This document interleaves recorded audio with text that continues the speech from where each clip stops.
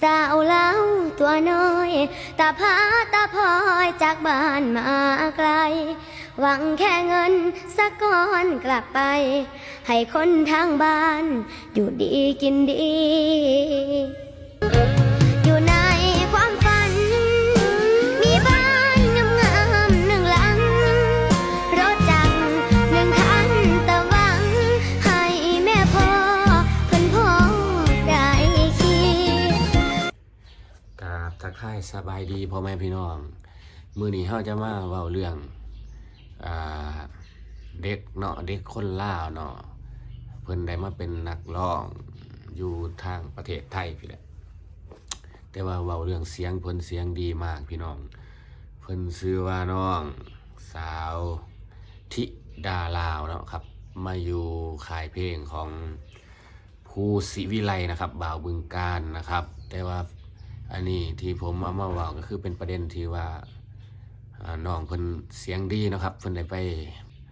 แล้วก็ไปขึ้นเวทีใหญ่เนาะระดับประเทศเนี่ยประเทศของไทยนี่แหละแล้วก็ขึ้นไปร้องที่หมอลำเนาะหมอลำหาดใหญ่หมอลำดังเนาะอยู่ในไทยนี่แหละแต่ว่าน้องเป็นคนลาวเนาะประเทศเฮาเนาะแต่ว่าผมกับทีมออกมาเว้าก็คือขอชมเชยเนาะแบบว่าน้องเป็นเด็กเก่งกล้าแสดงออกทุกสิ่งทุกอย่างแล้วก็คือว่ามั่นใจตัวเอง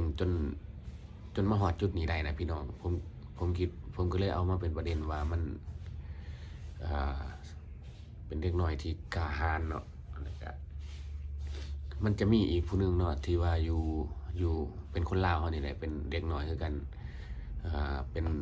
ป็นคนลาวไต้เนาะเดี๋ยวผมสิมาเว้าให้ฟังน้องคนนั้นก็เสียงดีเลยพี่น้องน้องคนนั้นน่ะอยู่ลาวไต้เฮาก็โด่งดังคือกันเนาะครับแต่ว่าน้องธิดาลาวนี่มาอยู่ไทยก็มาโด่งดังอยู่ไทยเนาะเป็นนักร้องเสียงดีผู้นึงพุ่นแหละอยู่ในค่ายเพลงนี่ก็ถามว่ากระดังเติบอยู่เด้อเพราะว่าค่ายเพลงเพิ่นก็มีเพลงดังหลายเพลงเนาะ เจ้าของค่ายก็มีเพลงดังหลายเพลงมันสิมีอยู่คนลาวแหละที่ผมบอกอ่ะเดี๋ยวผมก็มีโอกาสผมจะมาเฮ็ดคลิปเปรียบเทียบเนาะว่า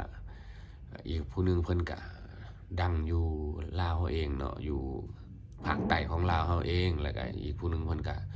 ได้ขึ้นมาดังอยู่ทางอีสานทางไทยเนาะได้ออกรายการนั้นรายการนี้เนาะแล้วก็ได้ขึ้นเวทีใหญ่ระดับประเทศเวทีหมอลำเนาะได้ขึ้นเวทีหมอลำระดับประเทศสำหรับผมแล้วผมคิดว่าเด็กคนนี้เก่งมากนะพี่น้องแบบกล้าหาญมีความแบบว่ากระตือรือร้นแล้วก็มีความแบบว่าตั้งใจสูงเนาะสำหรับเด็กคนหนึ่งเนาะพี่น้องถือว่าเฮ็ดได้ส่ำนี้ก็ถือว่าสุดยอดเนาะสำหรับนะแบบว่าเฮาเป็นคนลาวนำกันเนาะเฮาก็ขอชมเชยนะชื่นชมว่าเด็กส่ำนี้เฮ็ดได้ส่ำนี้ก็ถือว่าสุดยอดผู้อื่นสิคิดว่าจังได๋บ่ฮู้เนาะแต่ว่าทุกวันนี้มันเปิดโลกกว้างเนาะคือทางใดก็ได้ดังอยู่ไสก็ได้เนาะบ่ว่าจะเป็นอยู่ลาวหรืออยู่ไทยดังได้เบิดเนาะขอแต่มีเงินมันจะดังออกมาจากการทำคลิปหรือว่าการประกวดเนาะทางไทยแต่ว่าทางลาวเฮาส่วนมากอะถ้าว่ามีประกวดอยู่แต่ว่ามันก็บ่ทันถึงขนาดสิไปเปรียบเทียบใส่ทางไทยได้เนาะพี่น้องมันก็เป็นแบบว่าเวทีประกวดก็บ่ได้คือทางพี่เนาะคือทางพี่มันเป็นเวทีประกวดที่ว่าเป็นเวทีใหญ่เฮ็ดหยังก็ได้ออกทีวีมันก็เลยกลายเป็นถ้าเสียงดีปึ๊บมันก็เลยกลายเป็นแบบว่าโด่งดังได้พี่น้องอะไรครับผมสำหรับคลิปนี้ก็จบเพียงเท่านี้เดี๋ยวคลิปหน้าผมจะเอาน้องที่ว่าโด่งดังอยู่ทางลาวไต้เฮาเอามาเว้าให้ฟังเนาะมาเปรียบเทียบใส่กับน้องธิดาลาวเนาะว่ามันสิแตกต่างกันจังไดเนาะโอเคครับสำหรับคลิปนี้ก็ขอจบเพียงเท่านี้ครับผมอย่าลืมกดไลค์กดแชร์กดติดตามให้ช่องบ่าวเอ็มพัดทินด้วยเด้อ